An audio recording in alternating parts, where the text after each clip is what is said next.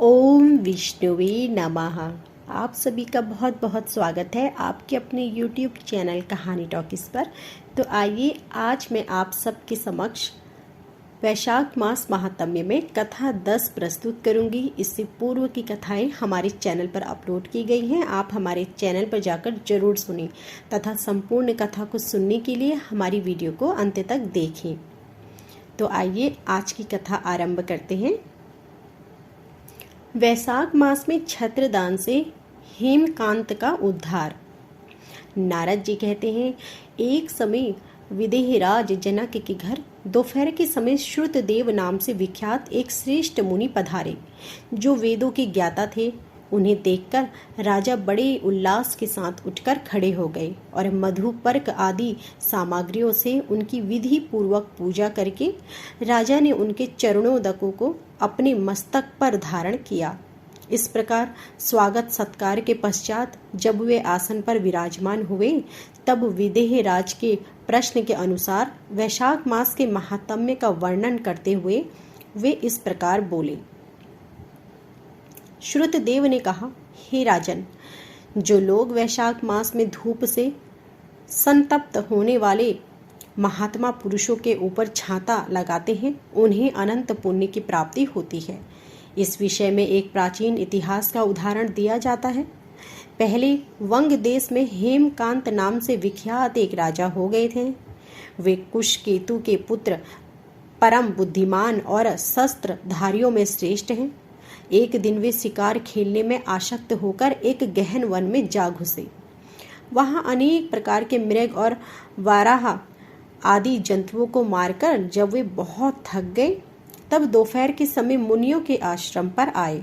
उस समय आश्रम पर उत्तम व्रत का पालन करने वाले सच्चिर्य नामक ऋषि समाधि लगाए बैठे थे, जिन्हें बाहर के कार्यों का कुछ भी भान नहीं होता था। उन्हें बैठे देख राजा को बड़ा क्रोध हुआ और उन्होंने उन महात्माओं को मार डालने का निश्चय किया। तब उन ऋषियों के 10,000 शिष्यों ने राजा को मना करते हुए कहा, ओ खोटी बुद्धि वाले नरेश, हमारे गुरुलोक इस समय समाधि में स्थित हैं। बाहर कहाँ क्या हो रहा है इसको ये नहीं जानते, इसलिए इन पर तुम्हें क्रोध नहीं करना चाहिए। तब राजा ने कहा, क्रोध से विघल होकर शिष्यों से कहा, द्विज कुमारों, मैं मार्ग थका मादा यहाँ आया हूँ, अतः तुम ही लोग मेरा आतिथ्य करो। राजा के ऐसा कहने पर वे शिष्य बोले, हम लोग भिक्षा मांगकर खाने वाले हैं। गुरुजनों ने हमें किसी के आतिथ्य के लिए आज्ञा नहीं दी है। हम सर्वथा गुरु के अधीन हैं, अतः तुम्हारा आतिथ्य कैसे कर सकते हैं। शिष्यों का यह कोरा उत्तर पाकर राजा ने उन्हें मारने के लिए धनुष उठाया और इस प्रकार कहा, मैंने हिंसक जीवों और लुटेरों के भय से आदि से जिनकी अनेकों बार रक्षा की है, जो मेरे दिए हुए दानों पर ही पलते हैं, वे आज मुझे ही सिखलाने चले हैं। ये मुझे नहीं जानते। ये सभी कृतघ्न और बड़े अभिमानी हैं। इनको मार डालने पर भी मुझे कोई दोष नहीं लगेगा। ऐसा कहकर वे कुपित हो धनुष से बाण छोड़ने लगे। बेचारे शिष्य आश्रम छोड़कर भय से भाग चले। भागने पर भी हेमकांत ने उन्हें उनका पीछा किया और 300 शिष्यों को मार डाला। शिष्यों के भाग जाने पर आश्रम पर जो सामग्री थी उसे राजा के पाप आत्माओं ने सैनिकों ने लूट लिया। राजा के अनुमोदन से ही उन्होंने वहां इच्छा अनुसार भोजन किया। तत्पश्चात दिन बीतते बीतते राजा सेना के साथ अपनी पुरी में आ गए। राजा कुशकेतु ने जब अपने पुत्र का यह अन्यायपूर्ण कार्य सुना, तब उसे राज्य करने के अयोग्य जानकर उसकी निंदा करते हुए उसे देश से निकाल दे दिया। पिता के त्याग देने पर हेमकांत घने वन में चला गया। वहां उसने बहुत वर्षों तक निवास किया। ब्रह्म हत्या उसका सदा पीछा करती रहती थी, इसलिए वह कहीं भी स्थिरता पूर्वक रह नहीं पाता था। इस प्रकार उस दुष्ट आत्मा के 28 वर्ष व्यतीत हो गए। एक दिन वैशाख मास में जब दोपहर का समय हो रहा था, महामुनि तीर्थ यात्रा के प्रसंग में उस वन में आए।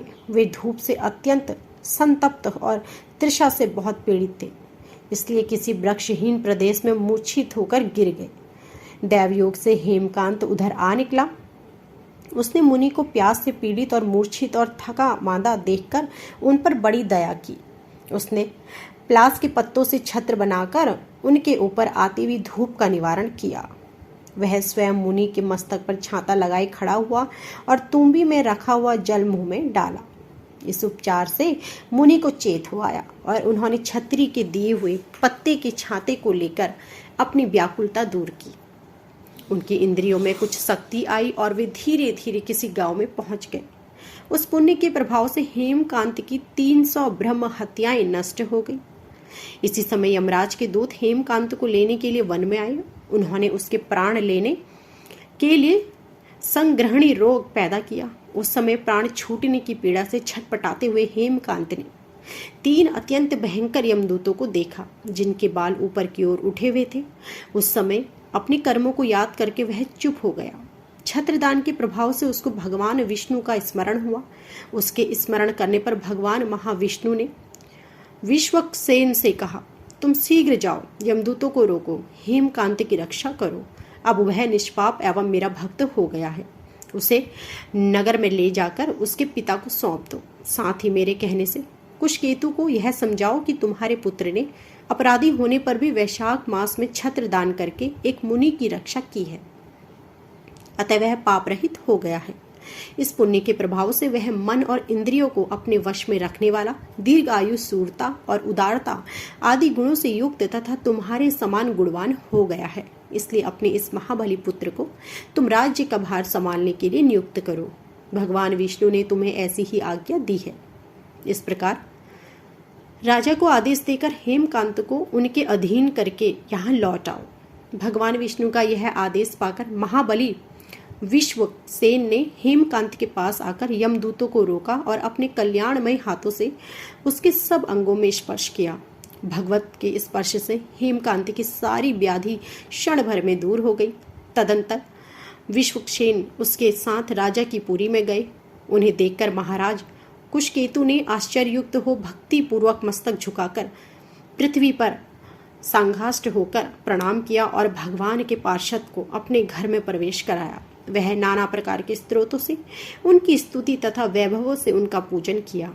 तत्पश्चात महाबली विश्वक्सेन ने अत्यंत प्रसन्न होकर राजा को हेमकांत के विषय में भगवान विष्णु ने जो संदेश दिया था वह सब कह सुनाया।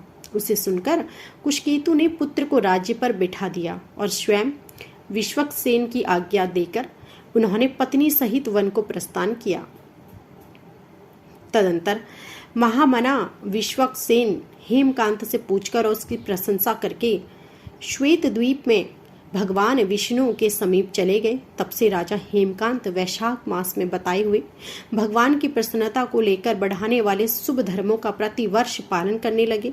वे ब्राह्मण भक्त, धर्मनिष्ठ, शांत, जितेंद्रिय, सब प्राणियों के प्रति दयालु और संपूर्ण यज्ञों की दीक्षा में स्थित रहकर सब प्रकार की संपदाओं से संपन्न हो गए। उन्होंने पुत्र, पौत्र आदि के साथ समस्त भोगों का उपयोग करके भगवान विष्णु का लोक प्राप्त किया। वैशाख सुख से साध्य अतिशय पुण्य प्रदान करने वाला है। पाप रूपी ईंधन को अग्नि की भांति जलाने वाला परम सुलभ तथा धर्म, अर्थ, काम, मोक्ष चारों पुरुषार्थों को देने वाला है। तो यह थी आज की हमारी संपूर्ण वैशाख मास महात्म्य में कथा 10। आशा करती हूँ कि आपको हमारी यह कथा पसंद आई होगी।